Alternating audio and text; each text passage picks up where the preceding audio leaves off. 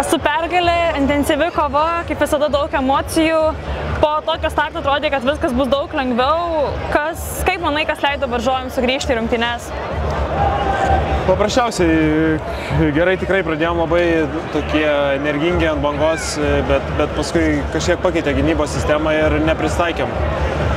Atrodo, tokius lengviausius būdus rinkdavomės, kažkur galbūt paskubėdavom, taip ir gavosi, kad leidom pajausti jiems sugrįžti rungtynės ir vėl viskas iš naujo prasidėjo ir paprasčiausiai per tą charakterį lipom ir pavyko laimėtas rungtynės.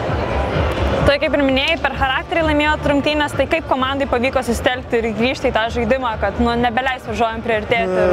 Paprasčiausiai kažkiek antram kėliny tokie buvom, galbūt kaip neužpuolam, tokie kažkiek trūko tos energijos, atrodo visi tokie rankas nuleidę daugmaž, bet paskui vėl supratom, kad sunkios rungtynės, reikia nepasiduoti, vienas kitą skatinom, kaip komanda žaidėm, galbūt ne viskas gavos, bet išlikom komandai ir ta komandinė pergalė šitą.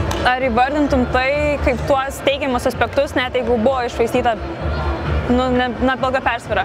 Jo, manau vis tiek dienos gale svarbiausia pergalė, tai ją turim ir tikrai geros pamokos, nes gali būti, kad su jais to labiau vis tiek žaisim, su jais neužilgo, tai vėlgi prieš kitas rungtynės pasiruošti ir kažkiek tos medžiagos ateičiai, kad galbūt prie tų gynybos pasikeitimų kažkiek kitaip turėtumėm žaisti.